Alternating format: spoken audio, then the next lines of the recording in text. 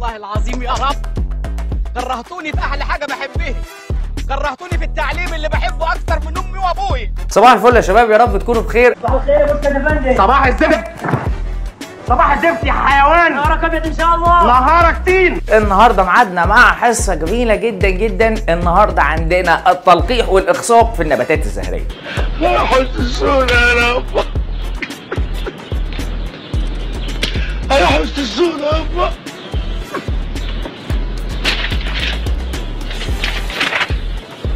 يا حسسونا يا رب.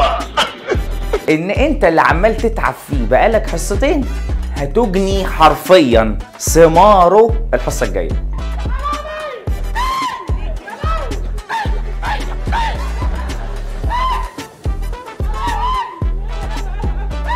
انت عملت حبوب لقاح وعملت بويضات، ايه اللي ناقص معاك؟ طالما يعني طالما قول السؤال تاني. تلزق الاتنين مع بعض وتعمل منهم تلقيح واخصاب. يا دين النبي، ايه الحلاوه دي؟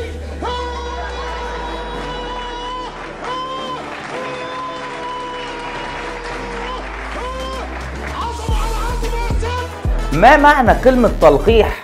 هي انتقال حبوب اللقاح إلى الميسم. الله اكبر عليك، ايه الحلاوه دي؟ ايه الحلاوه دي؟ يبقى معنى كده ان المنتج دوت هيسقط عليه حبوب اللقاح منه بسهولة على الميسم دوت، وفي الحالة دي هيحصل التلقيح. ازاي؟ بس كده؟ قال لي لا.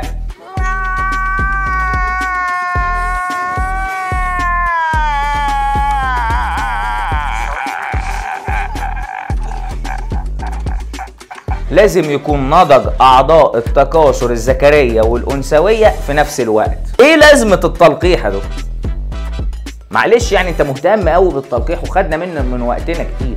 إيه لازمة التلقيح اللي معاك؟ انا هقول لك ازاي.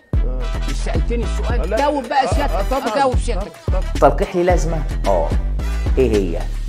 أول لما حبة اللقاح تسقط على الميسم، المبيض تحت يسخن. الله، هتكاثر. ايوه كده يا وديع، اخيرا فهمت يا وديع. في ايه؟ حبة اللقاح دي هتبتدي تنبت.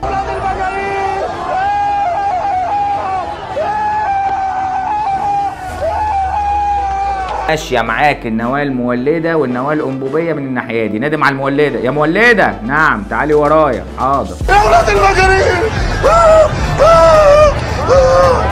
يا بنت اللذينة، النواة المولدة تلاقي نفسها لوحديها تسكت؟ لا، تنقسم النواة المولدة ميتوزيا، وتم بحمد الله أول عملية من عمليات الإخصاب المزدوج. وراه وراه وراه وراه وراه وراه وراه أن تصل إلى النواتين القطبيتين. إيه لازمة نسيج الإندوسبرم الثلاثة نون؟ نتقابل على خير إن شاء الله الحصة الجاية، ودايما يا رب متفوقين. باي باي، سلام.